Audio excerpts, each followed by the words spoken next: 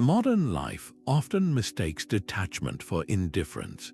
Marcus Aurelius once wrote that our inner power becomes impregnable when we retreat into ourselves.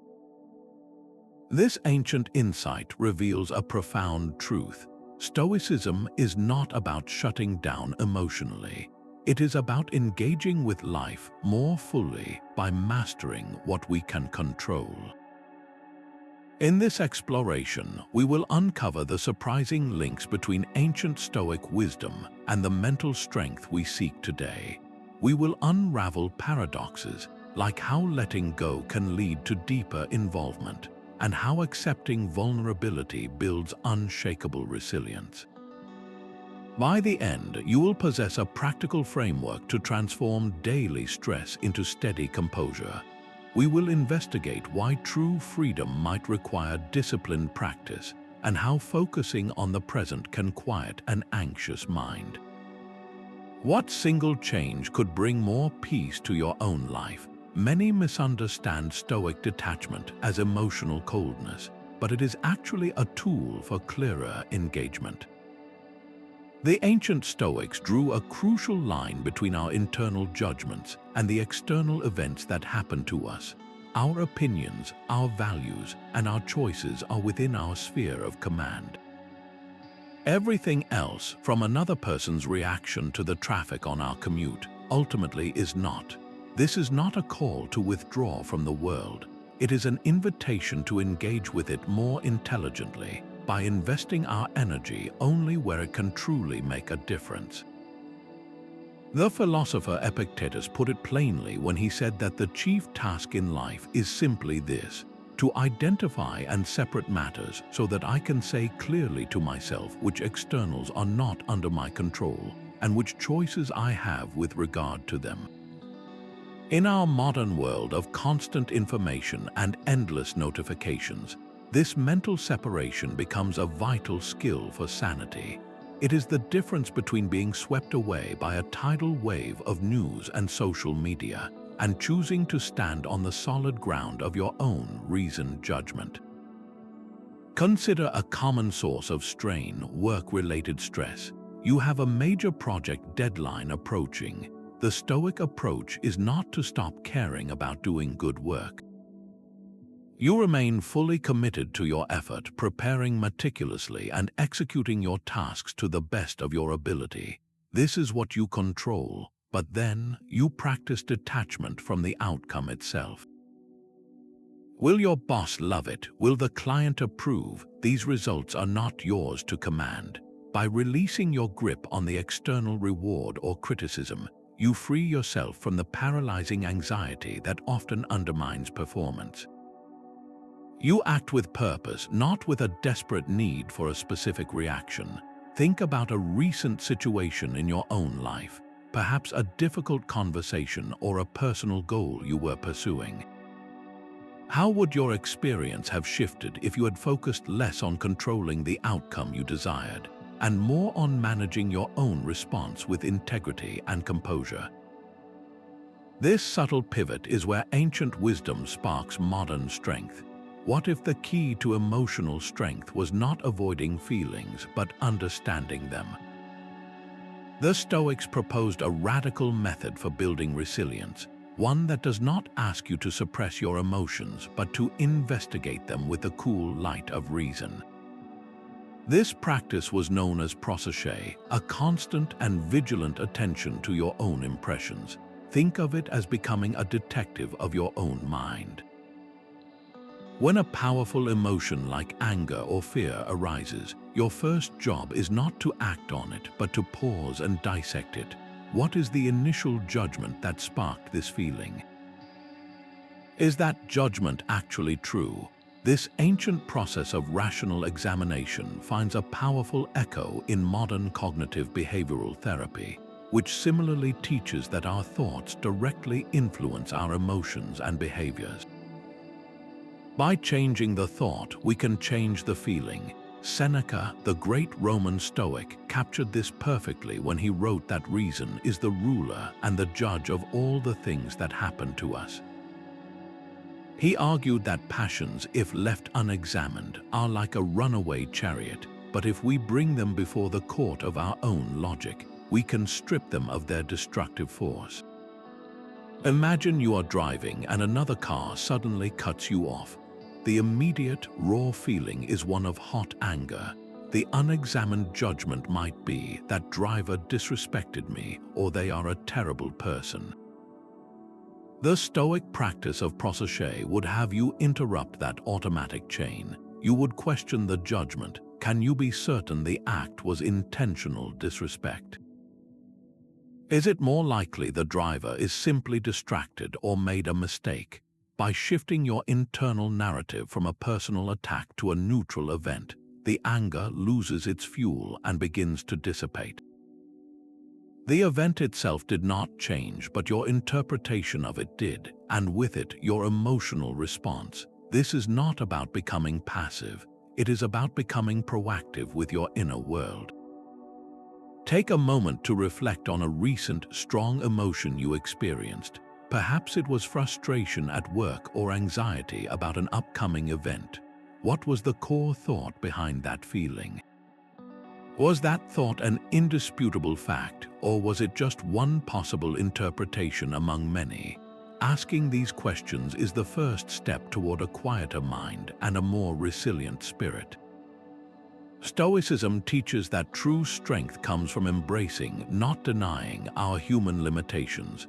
This might sound completely backwards in a world that often equates strength with invulnerability. Yet the ancient Stoics saw a profound power in radical acceptance. They practiced a principle known as amor fati, which translates to a love of one's fate. This is not a passive resignation to whatever life throws at you. It is an active, courageous embrace of every event, especially the difficult and unexpected ones, as necessary threads in the fabric of your life. It is the decision to see obstacles not as interruptions to your path, but as the path itself. This philosophy finds a powerful voice in modern mental health conversations, where we are slowly learning that pretending we are invincible creates immense internal pressure. The stigma around vulnerability is crumbling as we realize that acknowledging our fears and struggles is the very foundation of resilience. Marcus Aurelius, the emperor who faced constant war and political turmoil, wrote in his private journal, "Accept whatever comes to you woven in the pattern of your destiny, for what could more aptly fit your needs." He was not suggesting we enjoy hardship, but rather that we stop fighting the unchangeable reality of it. By accepting what has already happened as a part of the natural order, we conserve the energy we would have spent on resistance and redirect it toward constructive action. Consider a personal failure like a project at work that did not meet expectations. The common reaction is often a mix of shame, frustration, and a desire to hide the mistake. The Stoic approach, guided by amor fati, would be to fully accept the outcome. You would look at the failure without flinching, analyze what went wrong with clear eyes, and then ask the pivotal question: how does this very setback become a gift?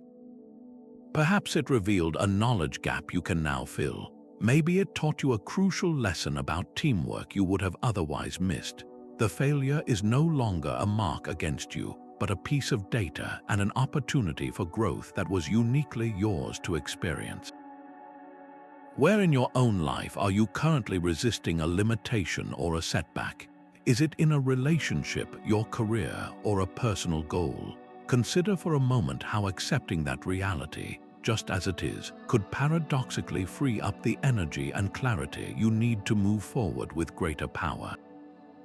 This acceptance is the quiet engine behind a strength that does not crumble under pressure. The ancient Stoics practiced rigorous self-discipline not to restrict themselves, but to achieve unparalleled inner liberty. This is another of their great paradoxes. They built structures around their lives so their minds could remain unstructured by external chaos.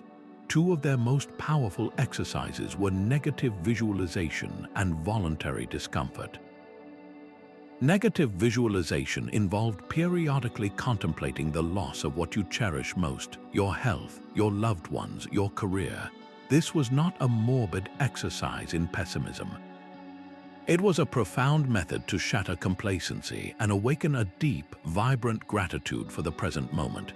By willingly facing the possibility of loss in your mind, you rob real loss of its future power to devastate you. The second practice, voluntary discomfort, meant occasionally choosing to be cold or hungry or to forego a pleasure.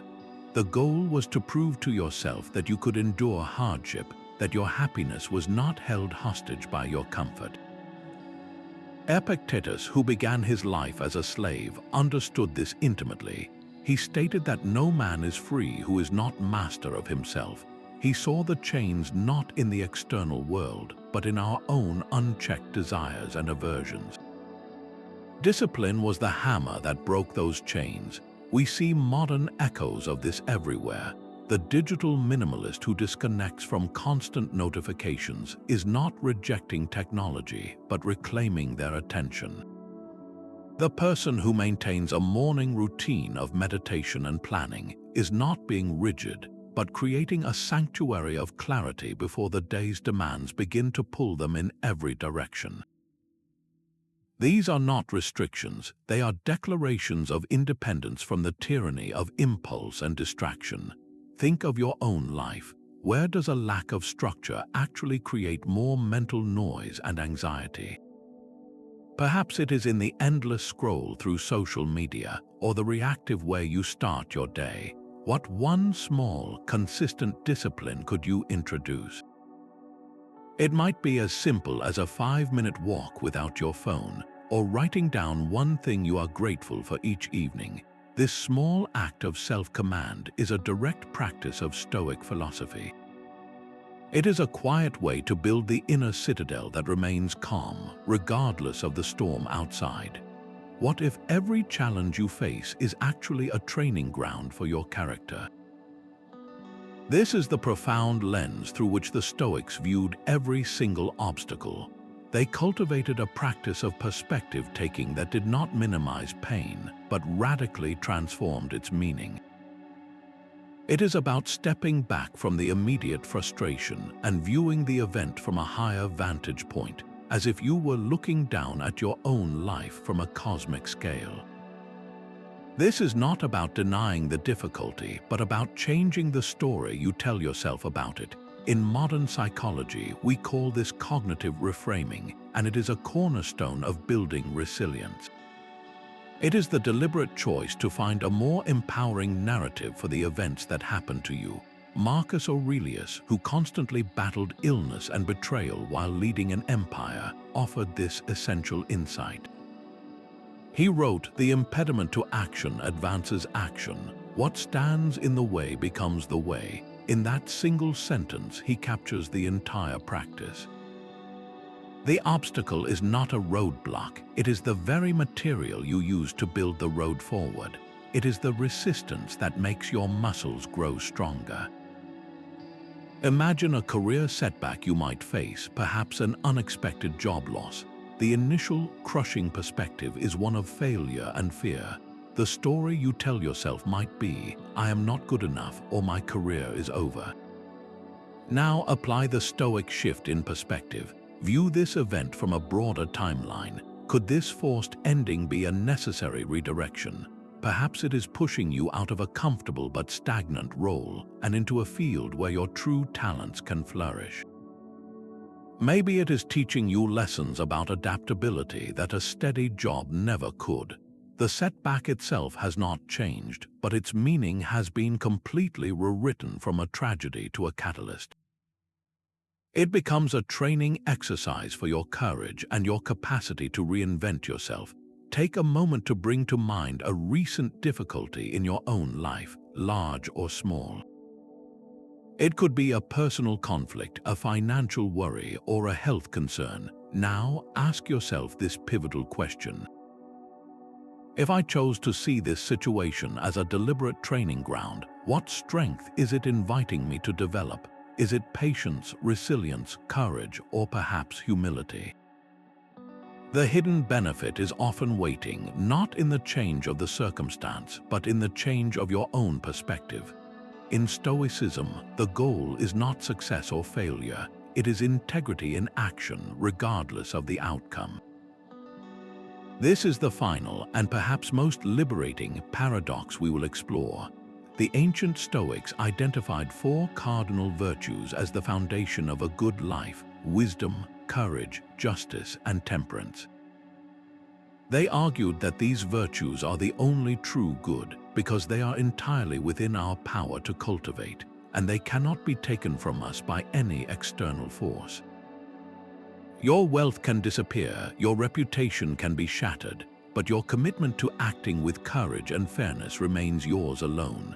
This focus stands in stark contrast to our modern world, where we are often taught to measure our worth by our achievements, our job titles, or our social media following. We tie our inner peace to outcomes we cannot fully control, setting ourselves up for a constant cycle of anxiety and disappointment. Seneca captured this shift in focus perfectly, writing that the wise man regards the reason for all his actions as lying in himself. He does not depend on the results. His reward is in the doing of the right thing itself. This is the core of mental strength, an unwavering inner compass that guides you through both praise and blame. Imagine you are working on a critical presentation for your team. The common approach is to pour all your mental energy into the desired outcome, hoping for a promotion or the approval of your colleagues. The Stoic approach is different. You detach from that specific result. Your entire focus shifts to the quality of your effort. Are you preparing with diligence and wisdom? Are you communicating with honesty and clarity? Are you acting with justice toward your team and your data? Your commitment is to the virtuous process itself. Whether the presentation is met with a standing ovation or utter silence, your inner citadel remains unshaken because your worth was never on the line. The outcome becomes a piece of data, not a verdict on your character. Now, bring to mind a goal you are actively pursuing. It could be a fitness target, a creative project, or a personal relationship. How much of your mental energy is consumed by the desire for a specific result? And how would your daily experience transform if you redirected that energy entirely toward the quality of your own effort, focusing solely on acting with patience, courage, and integrity in each small step? This subtle pivot is where striving ends and true strength begins. Stoics understood that mental peace is found not in controlling time, but in fully inhabiting the now. While we often exhaust ourselves with regret over the past or anxiety about the future, the present moment is the only arena where our life actually unfolds and where our power truly resides. This is not a call to ignore planning or reflection, but to recognize that fretting over what is already done or what may never come is a profound drain on our mental resources. The Stoic practice was to anchor your attention completely in the current task, no matter how small. Epictetus, with his characteristic directness, asked a piercing question: why do you pray for things to happen as you wish?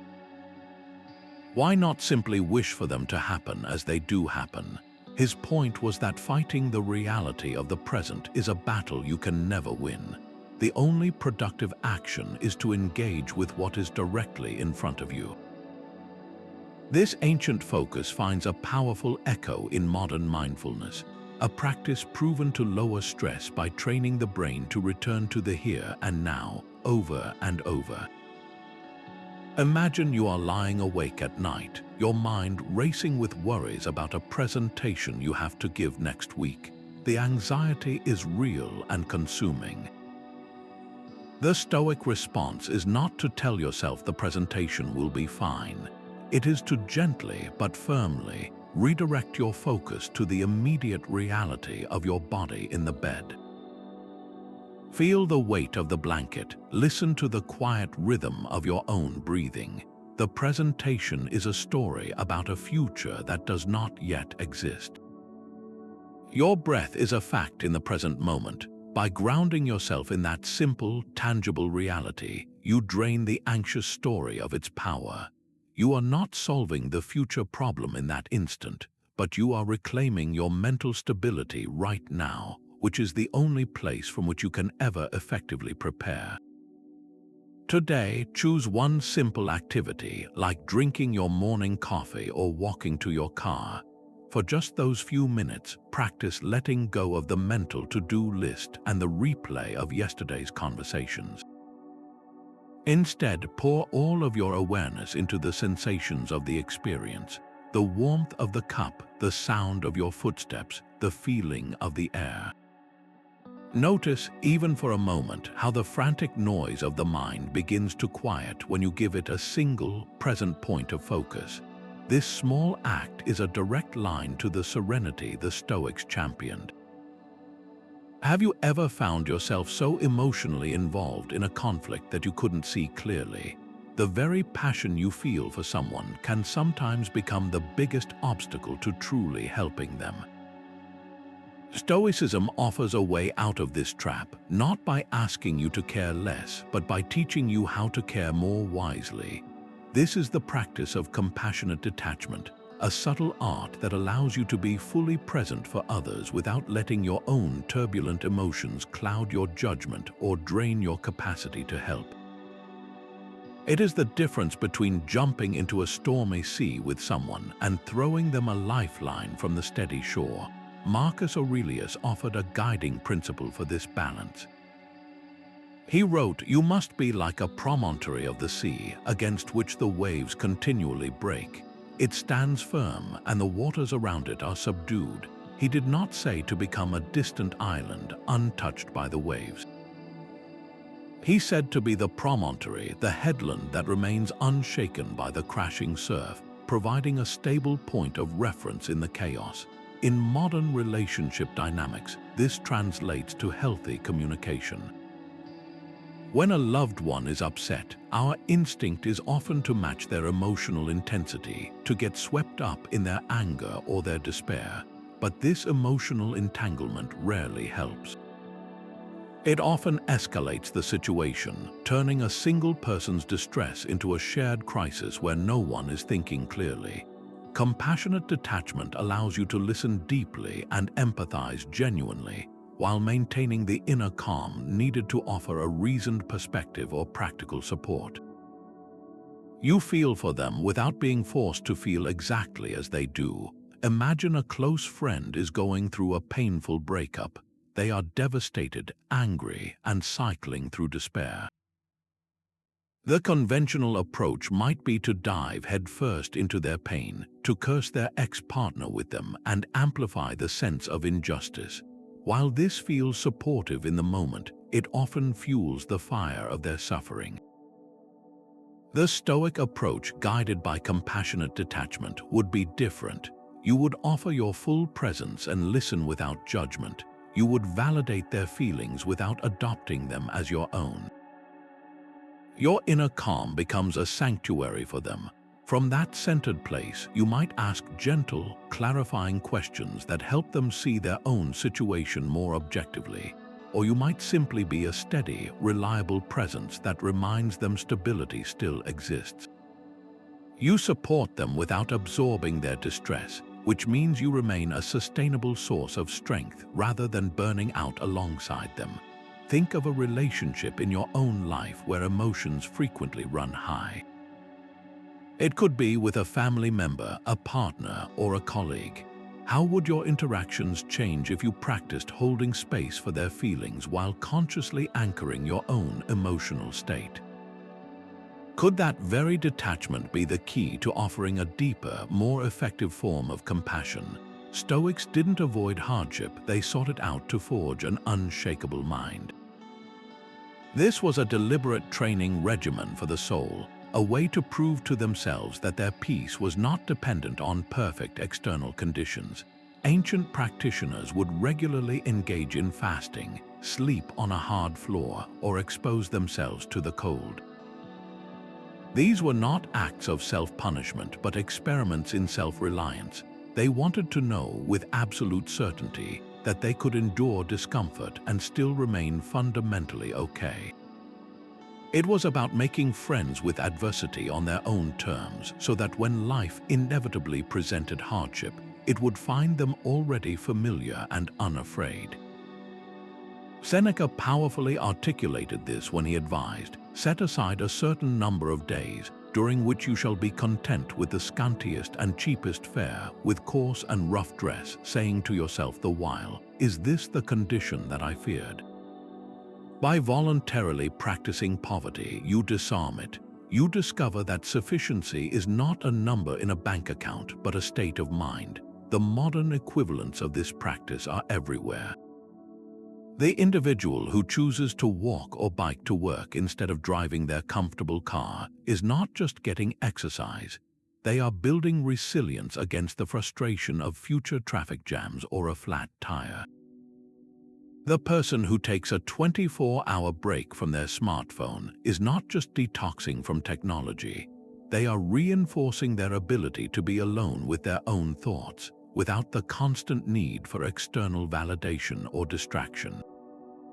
This voluntary discomfort inoculates you against the fear of losing your comforts. It builds a deep, quiet confidence that you can handle more than you think. Think of one comfort you rely on almost every day. It might be that second cup of coffee, the constant background noise of a podcast, or the warmth of your heated car seats. What would it feel like to intentionally forego that one thing for a short period, not as a punishment, but as an experiment? How might that small act of deliberate choice reveal your own hidden strength and reawaken a genuine appreciation for the simple comfort you usually take for granted? When emotions threaten to overwhelm you, what if your greatest ally was your own rationality? The Stoics saw reason not as a cold, detached faculty, but as an emotional anchor, a stable foundation in the midst of life's inevitable storms. They believed that our turbulent feelings are not caused by events themselves, but by the unexamined judgments we attach to those events. Your rational mind, therefore, becomes the essential tool for navigating inner chaos.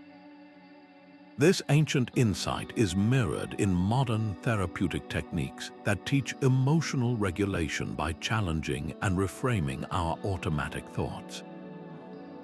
Epictetus, who knew profound personal hardship, framed this power with striking clarity.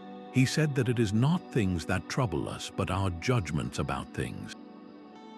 When you are shipwrecked by a wave of anxiety or anger, your reason is the lighthouse that guides you back to solid ground. It allows you to pause and ask, what story am I telling myself about this situation, and is that story actually true? Imagine receiving a vague, concerning email from your boss that simply requests a meeting tomorrow. The immediate, unexamined judgment might be, I am in serious trouble. This thought instantly triggers a cascade of fear, your heart races, and your mind spirals into imagining worst-case scenarios. Now, apply the Stoic anchor of reason. You step back and analyze the situation logically. What is the factual evidence? The email is vague, it is not accusatory. Have your recent performance reviews been positive? Is it not equally plausible that your boss wants to discuss a new opportunity or a routine matter? By systematically questioning the fearful assumption, you drain the emotion of its intensity. The meeting remains on your calendar, but the catastrophic narrative you attach to it loses its grip. The event did not change, but your relationship to it has been transformed by a few moments of rational inquiry. Think of a specific worry that is occupying your mind right now. Take a mental step back and look at it with the cool light of reason. What is the absolute worst that could realistically happen? And if that unlikely worst-case scenario did occur, what resources would you have to cope with it? This simple act of rational assessment does not make the challenge disappear, but it does shrink the monster of anxiety down to a manageable size, revealing that you are far more capable of handling it than your fears led you to believe. Ancient Stoics believed that our individual well-being is tied to our contribution to the common good.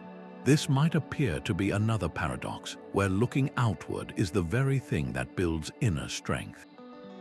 They called this principle oikeiosis, a term describing our natural inclination to care for others and recognize ourselves as part of a larger human community.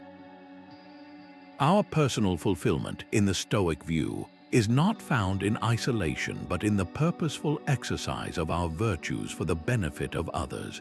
Modern psychology echoes this ancient wisdom, with study after study confirming that acts of altruism and service are powerful boosts to our own mental health, reducing stress and fostering a profound sense of meaning. Marcus Aurelius, while governing a vast empire, constantly reminded himself of this interconnectedness. He wrote, "What brings no benefit to the hive brings none to the bee." His point was that an individual's purpose is inextricably linked to the health of the collective. You cannot thrive in a community that is failing, just as a bee cannot survive in a ruined hive. Your personal resilience and your social duty are not separate pursuits. They are two sides of the same coin. Consider the act of volunteering for a local cause you believe in.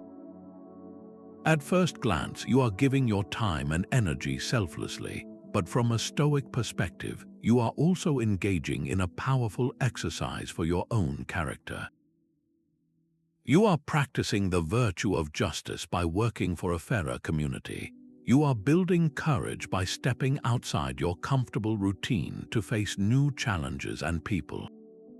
You are cultivating wisdom by understanding the complex needs of your society. The act of service forces you to shift your focus away from your own personal anxieties and onto a purpose larger than yourself.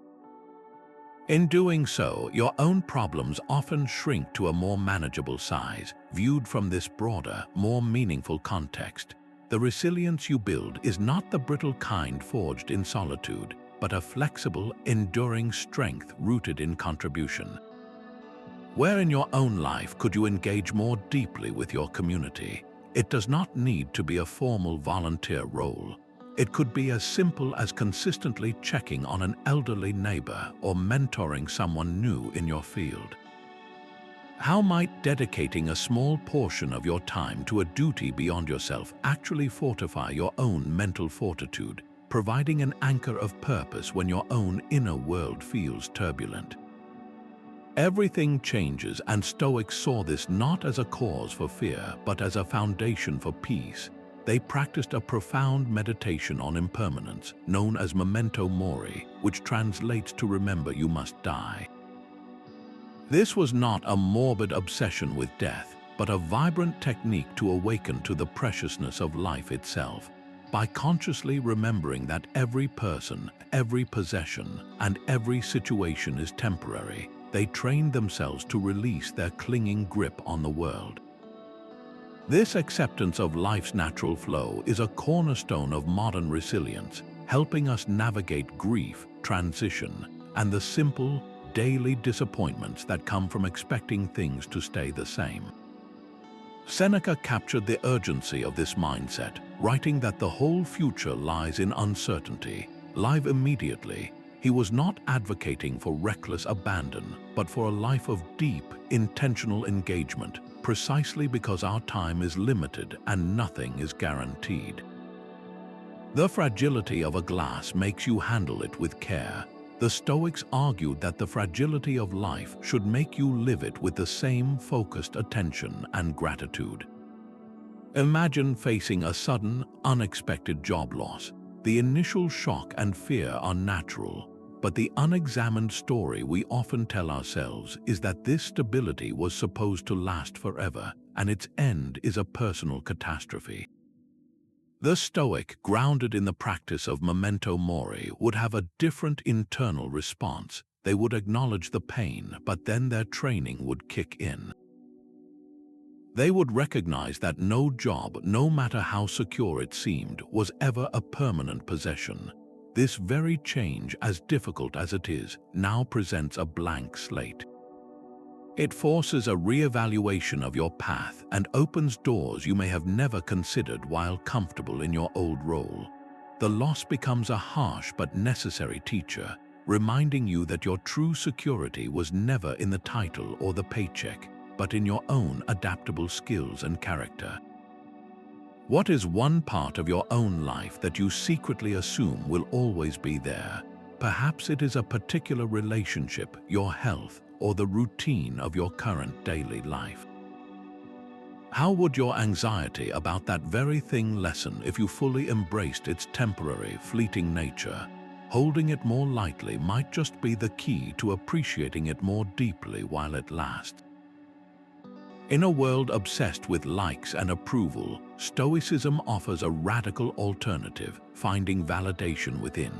This is not about becoming arrogant or dismissive, but about building an unshakable foundation for your self-worth that no one else can touch.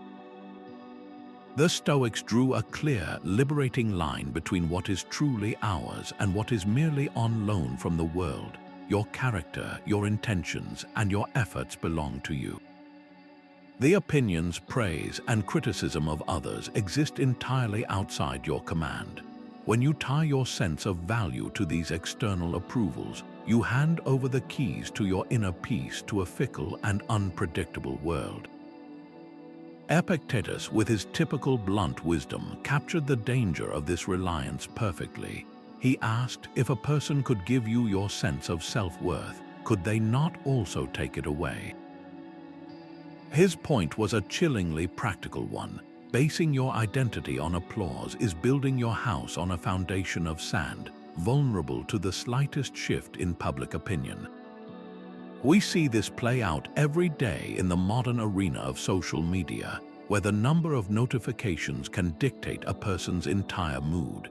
A post that receives a flood of likes creates a temporary high, while one that is ignored can trigger a spiral of self-doubt. The Stoic antidote is to perform the same action but for a different audience. Create that piece of art, write that report, or share that idea because it aligns with your own standards of excellence and integrity. The act itself, done well and with virtuous intent, is the entire victory. The public reaction, whether a standing ovation or utter silence, becomes irrelevant data.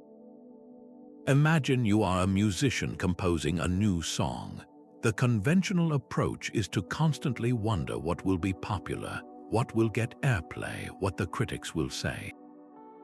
This external focus fills the creative process with anxiety and often leads to generic, soulless work.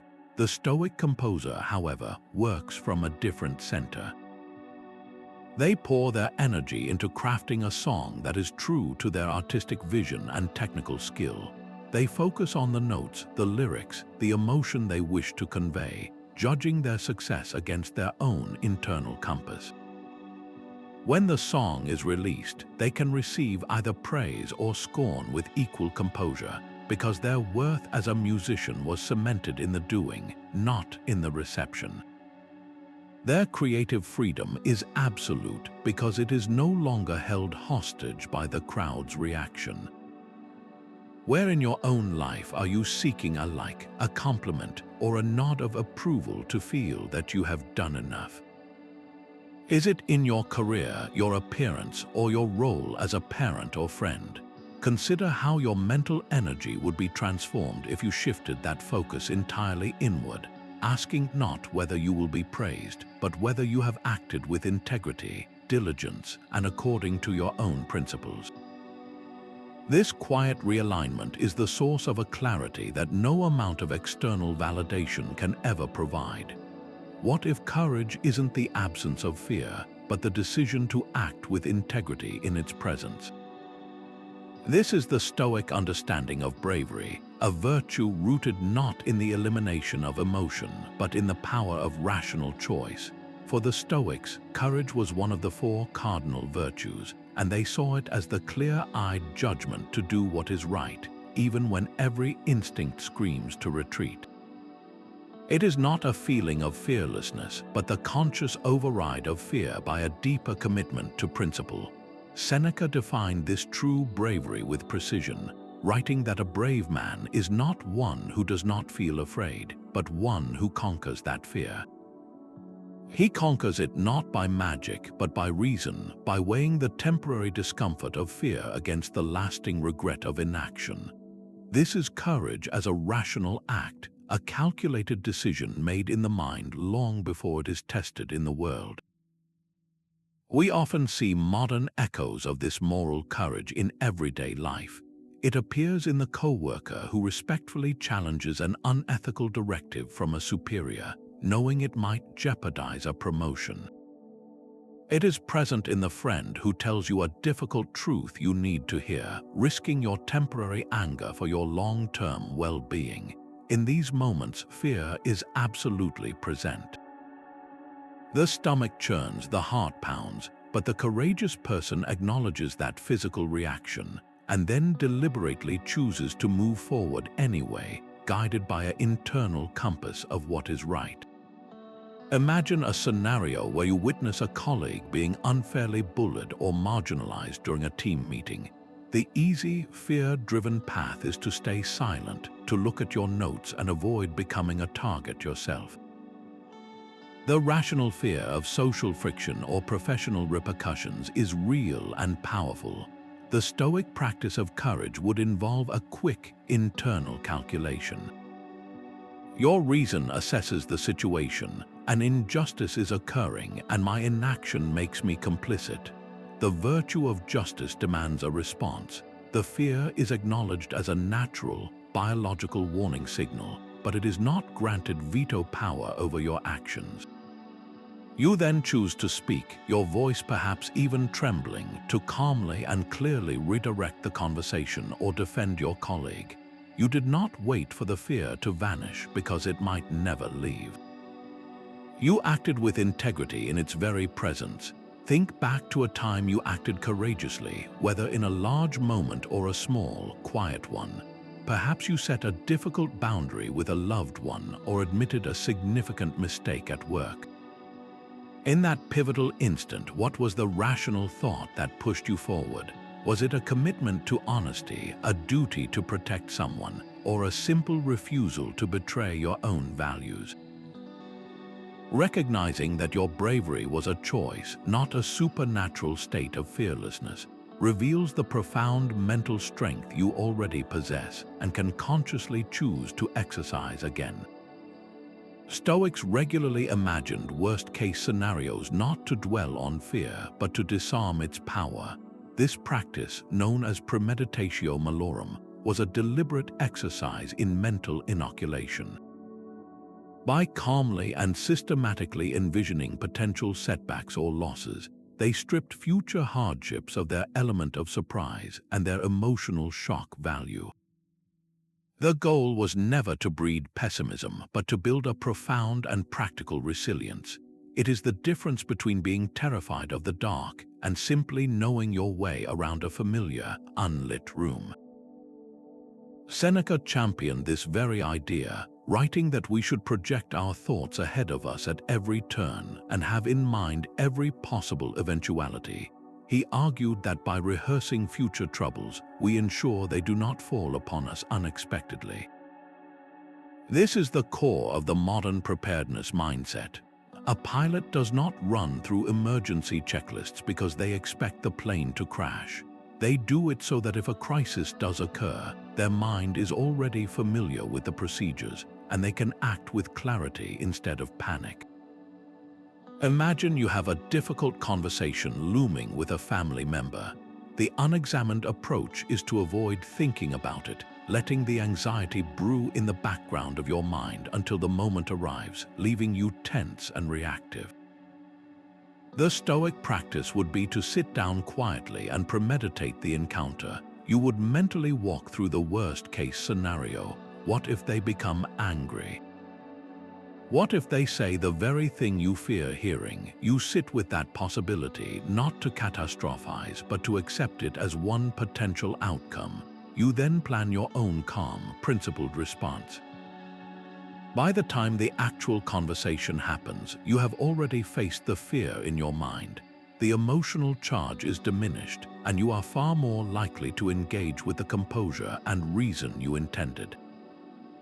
This week, choose one minor worry that is quietly nagging at you.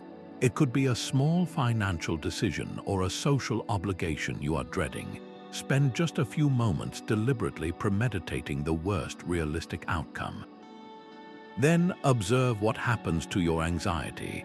Does the monster shrink when you shine the light of your conscious attention directly upon it?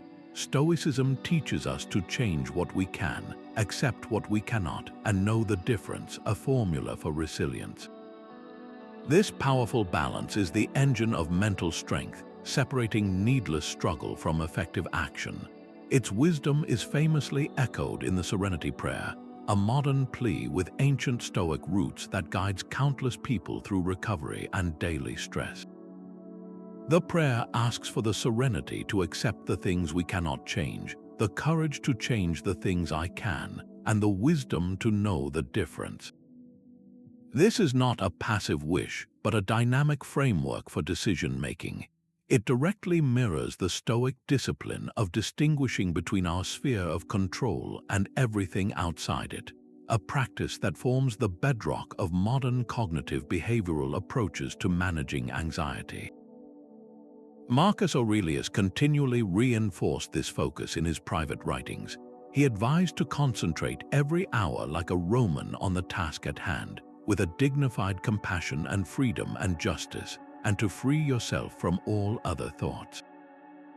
This is the essence of the balance, to pour your entire being into the actions that are yours to take, while releasing your grip on the external results that are not. Consider a person navigating a chronic health condition. They cannot control the diagnosis itself. That reality must be accepted, but within that acceptance lies a vast field for purposeful action. They can control their commitment to a treatment plan, their research into their own health, their dietary choices, and their attitude each morning when they wake up. The Stoic approach is to fully accept the limitation without surrendering to it, then to channel all available energy into the actions that can improve their quality of life within that new reality. This balance prevents the despair of fighting an unchangeable fact and the helplessness of doing nothing. It transforms a situation from a sentence into a challenge. Look at your own life right now. Identify one specific challenge where this balance could apply. What is one part of that situation you can actively change through your effort and intention? And what is one part you must learn to accept as being outside your command? The simple act of writing these two categories down begins to dissolve the fog of anxiety, replacing it with a clear map for your energy and a profound sense of peace for the rest. The fewer things we crave, the more powerful we become. This was a core Stoic insight. While our modern world constantly encourages us to want more, the ancient Stoics proposed a radical path to freedom, the deliberate limitation of our desires.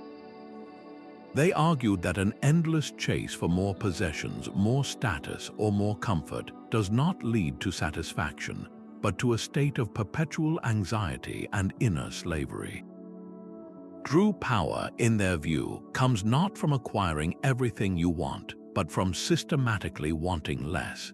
This philosophy of sufficiency is vividly echoed in today's minimalist movements, where people are discovering that owning fewer physical possessions often leads to greater mental spaciousness and reduced stress.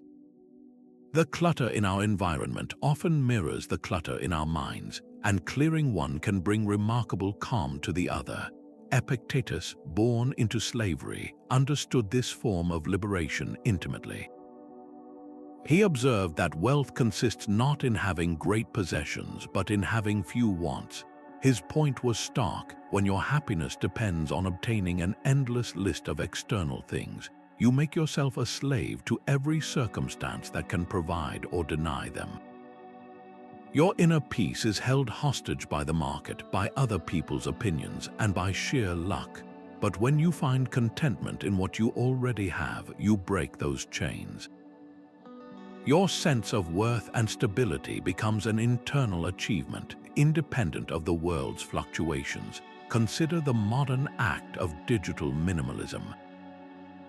You decide to declutter your digital life by turning off non-essential notifications, unsubscribing from promotional emails, and curating your social media feeds to include only what truly adds value. This is not about rejecting technology. It is a practical exercise in Stoic desire reduction. Each alert you silence is a desire you choose not to entertain, a potential distraction you refuse to let pull at your attention. The immediate result is not deprivation, but a tangible sense of mental quiet and regained focus. You have not lost anything of true value. You have reclaimed your most precious resource, your own conscious attention. Now bring this concept into your own life. Identify one desire you could consciously minimize this week. It might be the desire for the newest gadget, the craving for constant social validation online, or even the simple want for a more extravagant lifestyle than you currently have. What small step could you take to loosen its grip on your mind? Perhaps it is deleting a shopping app from your phone for a few days, or setting a timer for your social media use. Notice how this intentional reduction does not feel like a loss, but like a quiet declaration of independence. In that small space of wanting less, you may just find a more powerful and peaceful version of yourself. What if being just wasn't just good for society, but essential for your own mental resilience? For the Stoics, justice was far more than a social contract. It was a cardinal virtue, a personal discipline of fairness, integrity, and doing what is right by others. This practice of justice, they discovered, is a profound fortifier of the mind. When your actions are in clear alignment with your deepest values, you create an unshakable inner harmony. There is no cognitive dissonance, no nagging guilt, just the quiet confidence that comes from knowing you have acted rightly. This alignment is the bedrock of modern self-respect. Every time you choose fairness over advantage or honesty over a convenient lie, you are not just being good to others. You are sending a powerful message to yourself that your character is solid and your word is sound. Marcus Aurelius, surrounded by the temptations of imperial power, constantly reminded himself of this inner duty. He wrote, "You can commit injustice by doing nothing. Be ceaseless in your efforts to act justly."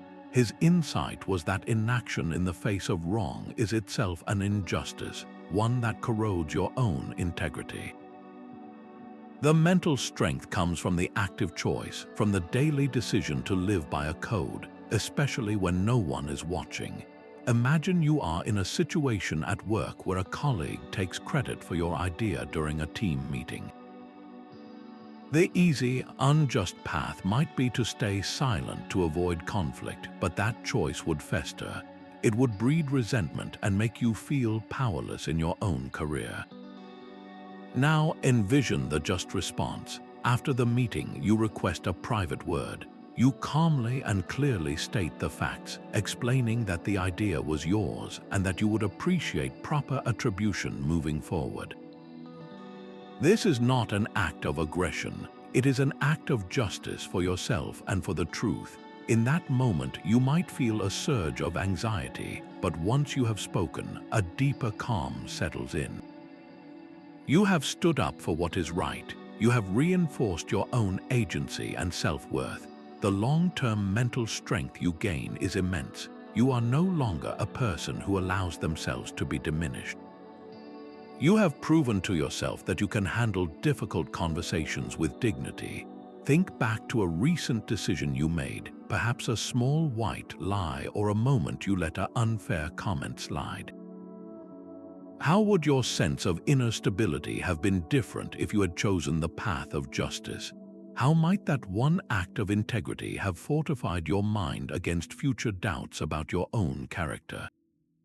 Think of your mental energy as a limited resource. Stoicism shows how to invest it wisely. The ancient Stoics approached time and attention with the same seriousness a master investor approaches capital, understanding that every moment spent in worry or distraction is a precious asset forever lost. This is not merely a time management strategy, but a profound discipline for the mind. Seneca wrote with striking clarity on this, stating that life is long if you know how to use it. He lamented that we are not given a short life, but we make it so, and we are not ill-supplied but wasteful of it. For him, guarding your time was the most essential form of self-respect, because it is the one resource you can never recover once spent. This ancient wisdom finds a direct parallel in modern productivity science, which confirms that our cognitive resources are finite and that multitasking or constant context switching dramatically drains our mental energy. The Stoic practice was to conduct a daily audit of your attention, asking whether your focus was being spent on what is truly within your sphere of command and aligned with your core virtues, or if it was being frittered away on regrets about yesterday or anxieties about tomorrow. Consider the simple act of prioritizing your daily tasks. The conventional approach is often to react to the loudest demand, the most recent email, or the most urgent notification. This is a recipe for mental exhaustion, as your focus is pulled in a dozen different directions by external triggers. The Stoic method, however, is to begin with your values. Before looking at your list, you define what a well-lived day means to you. Is it acting with diligence? Is it being present for your family? Is it making progress on a meaningful project? You then filter your tasks through that lens. Checking social media for the 10th time might feel urgent, but does it align with your value of focused work? Worrying about a future meeting you cannot control feels necessary, but does it serve your value of mental composure? By investing your mental energy only in actions that are both within your control and meaningful to your principles, you transform your to-do list from a source of stress into a map for a virtuous day. How did you spend your mental energy yesterday? Can you identify one recurring thought or distraction that consumed a significant portion of your focus without offering any real return in clarity or purpose? Choosing to redirect that single stream of attention toward the present moment and a value-driven action is where Stoic theory becomes a living practice of mental conservation. Stoics found strength not in resisting nature, but in flowing with its rational order. Their principle of living according to nature was not about camping in the woods, but about understanding and aligning with the fundamental way the universe operates. For them, nature represented a cosmos governed by a divine, rational logic, and our own human nature is a microcosm of that, endowed with the capacity for reason. To live according to nature, then, means to live in harmony with this grand design, using our reason to navigate the world as it is, not as we might wish it to be. This alignment provides a profound framework for mental strength, transforming life's inevitable changes from personal affronts into natural, expected phenomena. This ancient wisdom resonates deeply with modern ecological mindfulness, where we are learning that fighting against natural systems leads to exhaustion and collapse, while working with them fosters sustainability and growth, both for the planet and for our own psyches. Marcus Aurelius often turned to this theme for solace, writing that whatever is in tune with you is in tune with me. O universe, nothing in your good time is too early or too late for me. Everything is fruit for me that your seasons bring. This is the voice of radical acceptance, seeing every season of life, both literal and metaphorical, as bearing its own unique and necessary fruit. Consider the natural process of aging. Our culture often frames it as a battle to be fought with creams and procedures, a decline to be resisted with every fiber of our being. The Stoic, aligning with nature, would view aging differently. They would see it as the natural, rational progression of a human life. The body changes, energy shifts, and roles evolve, just as a river flows from a turbulent mountain stream to a wide, deep, and steady current. Instead of resisting these changes, the Stoic asks how to adapt with grace and wisdom within this new phase. What strengths emerge with age that were not present in youth? Perhaps it is a deeper patience, a clearer perspective, or the quiet confidence that comes from having weathered many seasons. This is not giving up, it is growing up in the truest sense of the word. The same principle applies to a major career shift, perhaps one forced upon you by technological change or economic shifts. Resisting the tide of change is like trying to push back the ocean. Aligning with nature means accepting that the economic landscape, like a forest after a fire, is constantly evolving. You then use your rational capacity to adapt, to retrain, to find where your skills can now bear fruit in this new environment. The resilience comes from your flexibility, your ability to bend with the winds of change rather than break.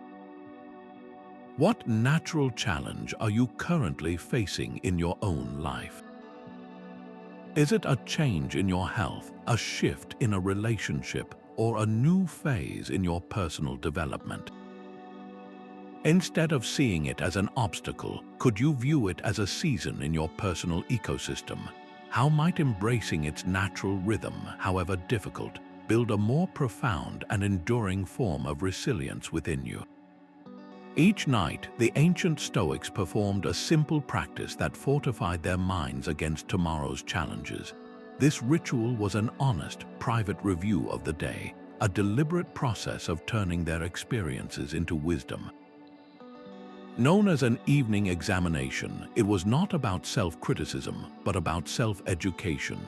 They would look back over their actions and reactions with the calm eye of a scientist studying data, searching for patterns, insights, and opportunities for growth. This ancient habit is the direct ancestor of modern journaling and structured self-reflection. Tools we now know can significantly enhance emotional regulation and self-awareness. Seneca powerfully endorsed this nightly audit, writing that we should call the day to account each evening. He believed that this daily introspection was the foundation of moral progress, stating that when the lamp is taken out of sight and my wife, who knows my habit, has fallen silent, I examine my entire day and measure my deeds and words. He was holding himself to his own standards, not the world's. To conduct your own Stoic evening reflection, find just a few quiet minutes. Begin by asking yourself 3 simple but profound questions. First, what did I do well today? Acknowledge moments where you acted with patience, integrity, or courage, no matter how small. This is not about ego, but about reinforcing the behaviors you wish to strengthen. Second, what could I improve? Look for a specific instance where your reaction was not aligned with your best self. Did you speak in haste? Did you succumb to anxiety? Identify the trigger and consider a more reasoned response for the future. Finally, what did I learn? Perhaps you discovered a new boundary you need to set, or you gained a clearer understanding of what truly lies within your control. This final question transforms every experience, even the difficult ones, into a valuable lesson. Tonight, before you sleep, try this practice. Do not make it complicated. Simply sit with these 3 questions for a few minutes. Observe how this act of quiet review brings a sense of closure to the day's events and plants a seed of clarity for the morning to come. What if the stories you tell about yourself are holding you back from true resilience? The Stoics practiced a subtle but profound form of detachment that extends beyond emotions and possessions to the very identities we cling to. They understood that over-identifying with our external roles, like our job titles or social status, creates a fragile sense of self that shatters when those roles are stripped away. Your true essence, they argued, is not your profession, your wealth, or your reputation. It is your character, your capacity for reason, and your choice to act with virtue, none of which can be taken from you by any external force. This is not about abandoning your responsibilities, but about holding your titles lightly so they do not become cages for your spirit. Epictetus, who knew the deepest forms of social dislocation, offered a powerful mental exercise. He advised us to remember that we are a soul carrying a body, not the other way around. He was not dismissing the physical self, but reorienting our primary identity toward the inner faculty of choice and reason, the part of us that remains free no matter our outward circumstances. When you define yourself as a soul, a conscious being capable of virtue, your self-worth becomes unassailable. It cannot be promoted or demoted, hired or fired. Consider the modern experience of a career identity crisis. Imagine a dedicated executive who has built their entire sense of self around their powerful job title and the respected command. When a corporate merger leads to their unexpected layoff, the initial impact is not just financial, it is existential. Their story about who they are collapses. The Stoic, however, would have cultivated a different foundation. They would have seen their executive role as a part they played, a set of duties they performed with excellence, but not the core of their identity. The loss of the job is a significant and difficult event, but it is not the loss of the self. From this detached perspective, they can grieve the change without being destroyed by it. Their self-worth, anchored in their integrity and their diligent efforts, remains intact. This mental freedom allows them to adapt, to explore new paths, and to discover strengths that were always present but hidden behind a single, rigid label. Take a quiet moment to reflect on your own life. What 3 roles do you most strongly identify with? Perhaps it is your profession, your role as a parent, or your identity as a high achiever. Now, choose just one of these roles and consider this. How would your inner stability shift if you gently detached from that label, seeing it as a temporary part you play rather than the whole of who you are? The space that opens up is not emptiness, but the very ground of your resilience. In an age of constant noise, the Stoic art of purposeful silence is a superpower for the mind. This discipline is not about withholding your voice out of fear or indifference, but about exercising profound control over your speech as an extension of your inner virtue. The Stoics saw communication as a direct reflection of wisdom and temperance. Wisdom guides you to ask if what you are about to say is true, necessary, and kind. Temperance gives you the power to hold back when it is not, preserving your mental energy and composure. This careful balance transforms your words from reactive noise into considered, impactful action. Marcus Aurelius offered a guiding principle for this practice in his private meditations, writing, "Let no word pass your lips that is not purposeful and for the common good." He understood that every unnecessary word is a tiny leak of your vital energy and focus. In modern conflicts, this Stoic restraint becomes a powerful tool for de-escalation. When a disagreement grows heated, the instinct is often to talk faster and louder to win the point, but this usually fuels the fire. Purposeful silence, on the other hand, creates a space for reason to re-enter the room. It allows you to step back from the emotional storm and choose your next words from a place of calm principle, not from anger or defensiveness.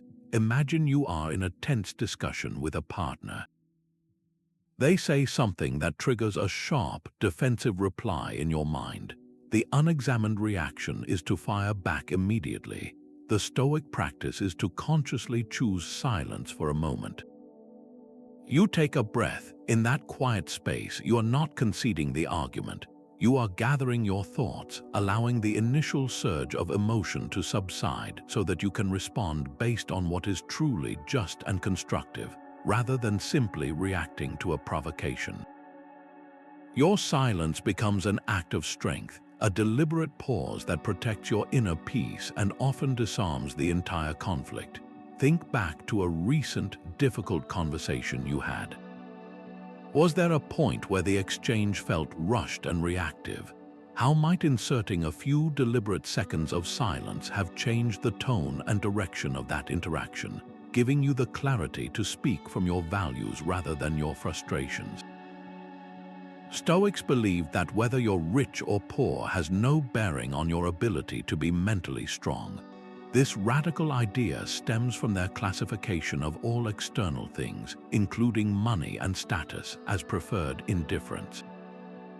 Something is considered indifferent because it holds no inherent moral value.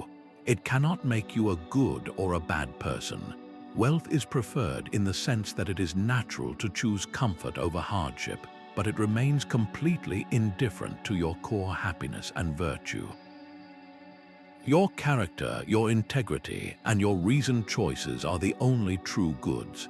This perspective directly confronts our modern financial anxieties, where we are conditioned to believe that security and self-worth are found in a bank account balance, a belief that makes our inner peace vulnerable to every market crash and unexpected bill. Seneca, who himself navigated immense wealth, offered crucial guidance on this. He wrote that wealth is the slave of a wise man and the master of a fool. His point was not that money is evil, but that its value is determined entirely by how it is used. In the hands of a virtuous person, it becomes a tool for generosity and good works. But when a person believes they need wealth to be happy, they instantly become its servant, their mood fluctuating with its every rise and fall. Imagine a person who has built a comfortable life through years of diligent work. Then an economic downturn wipes out a significant portion of their savings. The conventional reaction is one of panic, fear for the future, and a deep sense of personal failure. The Stoic approach, however, would be to first acknowledge the difficulty, then to make the pivotal shift in focus. They would recognize that their savings, while preferred, were always an external, never truly theirs to command. Their real security was never in that number. It was in their capacity for rational action, their work ethic, and their integrity. This person would then channel their energy not into despair, but into what they can control. They would adapt their budget, explore new opportunities, and continue to act with courage and diligence, regardless of their reduced balance. Their peace comes from the unshakable knowledge that their worth is intact because it was never stored in a bank to begin with. How much of your own sense of security is tied to your material possessions or financial standing? What would shift inside you if you began to measure your safety not by your net worth, but by the strength of your character and your ability to act with virtue, no matter what your account statement says?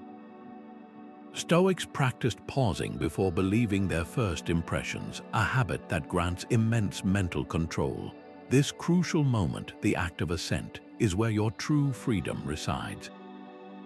It is the split second between an external event and your internal reaction, the space where you decide whether to accept a thought as truth or to question it. By withholding your automatic agreement, you reclaim sovereignty over your mind. Epictetus pinpointed this as the very root of our power, stating that we are not disturbed by what happens to us, but by our opinions about those things. He urged his students to never assent to a first impression that is unclear or unchecked. This ancient discipline is the bedrock of modern critical thinking and media literacy, where we are constantly bombarded with headlines and opinions designed to trigger an immediate emotional response. The practice of assent trains you to become a gatekeeper of your own mind, letting in only those thoughts that have passed the test of your reason.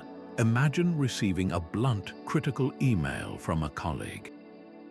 Your first, raw impression might be a surge of anger and a cascade of defensive thoughts. The unexamined reaction is to fire back a sharp reply, escalating the conflict.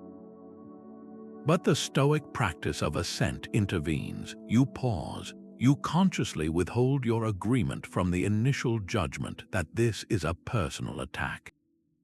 Instead, you bring the email before the court of your logic. Is the criticism valid in any part? Could the colleague be stressed or unaware of their tone? Is there useful data here for my own improvement? By delaying your emotional assent, you transform a potential argument into an opportunity for reflection and perhaps growth. Your response, when it comes, is no longer a reaction, but a chosen action. Think back to a recent assumption you made about someone's intentions or a piece of news you encountered. What was the immediate impression you accepted as fact? How might your emotional state and your subsequent actions have shifted if you had simply paused and withheld your assent, allowing yourself the freedom to investigate the thought before embracing it? Contrary to the lone Stoic stereotype, ancient teachings deeply valued friendships as pillars of mental fortitude. The Stoics saw these bonds not as emotional crutches, but as training grounds for virtue and mutual resilience. A true friend, in their view, was someone who reflected your best self back to you, a partner in the pursuit of wisdom who would offer honest counsel without flattery. This stands in stark contrast to our modern epidemic of loneliness, where digital connections often number in the hundreds but lack the substance to truly fortify the spirit. Research now confirms what the Stoics knew intuitively, that strong social support is a powerful buffer against stress and a key predictor of psychological well-being. Seneca captured the necessity of this careful selection when he wrote, "Associate with those who will make a better man of you. Welcome those whom you yourself can improve." The process is mutual, for men learn while they teach. This is not a passive gathering of acquaintances, but an active, deliberate cultivation of a circle that challenges and elevates you. Imagine a small group of friends who meet regularly, not just for casual conversation, but to genuinely support each other's growth. When one member faces a professional setback, the group's response is not to fuel their outrage or despair. Instead, they listen with compassion, then gently help their friend apply a Stoic lens. They might ask, what within this situation can you control? How can this very obstacle serve your character's development?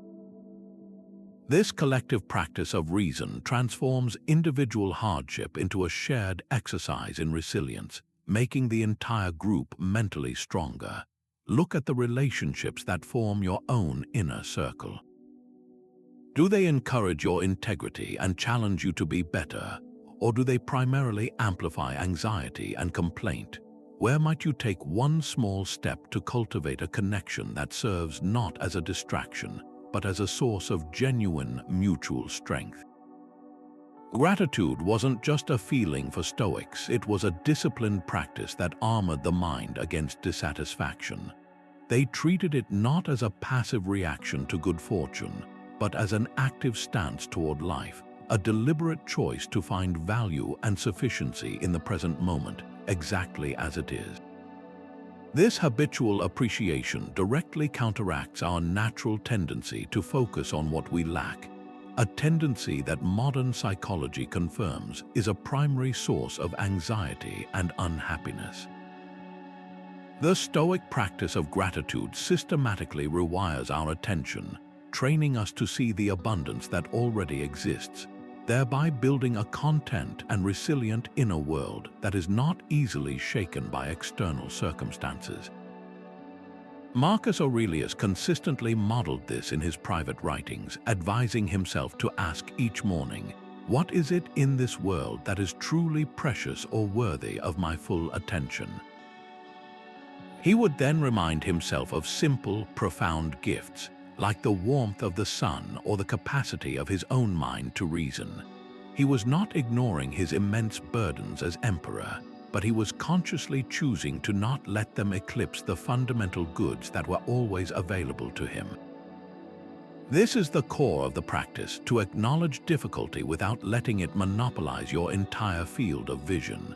The modern equivalent, gratitude journaling, has been studied extensively and shows remarkable effects, from reducing stress hormones to improving sleep. The mechanism is the same now as it was 2,000 years ago. You are actively directing your mind's limited focus away from problems and toward provisions, which fundamentally alters your emotional landscape. To bring this discipline into your own life, consider a simple daily ritual. Each morning, before the day's demands begin to pull at you, take just 1 minute to mentally note 3 specific things you are grateful for. They need not be grand. It could be the taste of your breakfast, the reliability of your car starting, or the simple fact that you have a bed to sleep in. The key is specificity and sincerity. This is not about manufacturing positivity, but about conducting an honest audit of the good that is already present. This small, consistent act builds a foundational layer of contentment that makes you far less vulnerable to the day's inevitable irritations and disappointments. Today, before the sun sets, find a quiet moment to consciously identify one small, ordinary thing you typically take for granted, and hold it in your mind with genuine appreciation. Observe how this single, focused moment of gratitude subtly shifts the weight of your thoughts, creating a small but powerful fortress against the tide of wanting more. Stoics saw the universe as a single living being, and this perspective stretches our mental resilience to encompass the entire world.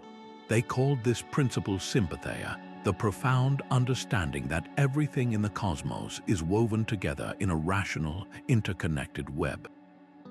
To them, a single human was not an isolated island, but a vital organ in a vast, breathing entity. Your actions, your thoughts, and your well-being are intrinsically linked to the health of the whole.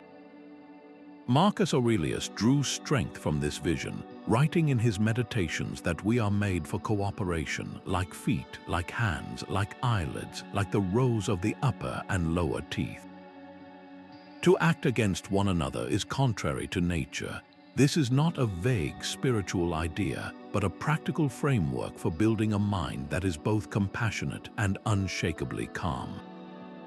When you internalize that you are part of this immense, living system, your personal anxieties begin to lose their solitary weight. They are absorbed into the larger context of a universe that is constantly evolving and enduring. Modern global challenges, from climate shifts to economic interdependencies, are a powerful test of this Stoic principle. It is easy to feel overwhelmed and powerless when watching news of a natural disaster or a geopolitical conflict thousands of miles away. A common reaction is either to shut down from the emotional toll or to become consumed by a frantic, helpless anxiety. But the Stoic, grounded in Sympathya, finds a third path. They recognize their connection to those affected not as a source of distress, but as a call to reasoned action and empathetic understanding. This does not mean you should bear the world's suffering as a personal burden. It means you see your own capacity for virtue, for justice, and for compassion as your unique contribution to the cosmic whole. Your personal resilience becomes a stabilizing node in the global network. Consider the feeling of anxiety about your own financial future during a period of international market volatility. The narrow perspective traps you in a cycle of personal fear. The perspective of Sympathya allows you to step back. You see the market not as a malicious force targeting you, but as a vast, interconnected system experiencing a natural fluctuation. Your personal situation is one small part of a global pattern. This shift does not solve the problem, but it fundamentally changes your relationship to it. It replaces a frantic, personal panic with a calmer, more systemic understanding. From that place of clarity, you can make wiser decisions about your own finances, perhaps diversifying your investments or reducing unnecessary expenses, all while maintaining your inner composure. Your actions are then both self-interested and, in a small way, contribute to the overall stability you wish to see. Think of a recent world event that stirred strong emotions in you, perhaps a humanitarian crisis or a scientific breakthrough. Now reflect for a moment. How does viewing yourself as an active, conscious part of this single, living universe change the nature of your concern? Does it transform helpless worry into a more focused sense of global citizenship and a quieter, more resilient mind? You do not need to be a philosopher to benefit from Stoicism. You just need to incorporate small, deliberate practices into the rhythm of your day. We have explored many of these tools, from the evening reflection that turns experience into wisdom to the morning premeditation that prepares the mind for whatever may come. The goal is not a complete life overhaul overnight, but a gentle, consistent cultivation of mental strength through simple, repeatable actions. Think of it not as adding more tasks to your day, but as changing the quality of the tasks you already perform. The Roman Stoic Musonius Rufus emphasized this cumulative power, reminding us that we do not develop our minds by a single, isolated action, but by a long series of repeated actions, just as a sculptor shapes a statue not with one strike, but with many small, precise taps of the chisel. Your daily routine is that block of marble, and these small practices are the tools that gradually reveal a more resilient you. A practical daily structure could begin each morning. Before you check your phone or dive into the day's demands, take just 2 minutes of quiet. Set a clear intention, not for a specific outcome, but for the quality of your own actions. You might silently affirm today, I will focus on what I can control, or I will meet interruptions with patience. This is not a vague wish, but a conscious direction for your inner compass. Then, as you move through your day, carry that intention with you. When a frustration arises, like a delayed train or a critical comment, that morning pause becomes a mental anchor, a subtle reminder to apply your Stoic principles in real time. In the evening, as we discussed, dedicate another few minutes to your review. Ask those 3 simple questions. What did I do well today? Where did I react from habit instead of principle? What lesson can I carry into tomorrow? This closing of the mental loop transforms random events into a coherent curriculum for your character. This week, choose just one of these practices to try with gentle consistency. It might be the morning intention, the evening review, or even the simple act of pausing before you speak in a moment of tension. Do not judge the results too harshly. Just observe with the quiet eye of a scientist what effect this single, focused effort has on your sense of composure and resilience after 7 days. These paradoxes are not riddles to be solved, but a new way of seeing. Detachment does not mean caring less, but caring more wisely about what is truly yours to shape. Acceptance is not surrender, but the starting point for effective and courageous action. And disciplined practice is not a restriction, but the very source of your inner freedom. The core of Stoicism is this unshakable inner citadel, a mental fortress built not of stone, but of perspective. It is a timeless toolkit for modern fortitude, teaching us that our peace is determined not by the chaos around us, but by the reasoned judgments we hold within. The philosopher Epictetus, who knew the deepest forms of external limitation, offered a final, liberating insight. He said, "No man is free who is not master of himself." Your ultimate freedom is found here in the quiet command of your own mind. As we conclude, consider which Stoic idea resonated most deeply with you. Was it the practice of distinguishing what you can control from what you cannot? Or perhaps the power of reframing obstacles as opportunities? Your journey toward a stronger, more resilient mind begins with a single, conscious choice to apply one of these principles today. We would love to hear about your experiences in the comments below. Share which insight you plan to take forward, and join our community of continued learning by subscribing for more explorations into practical philosophy for everyday life.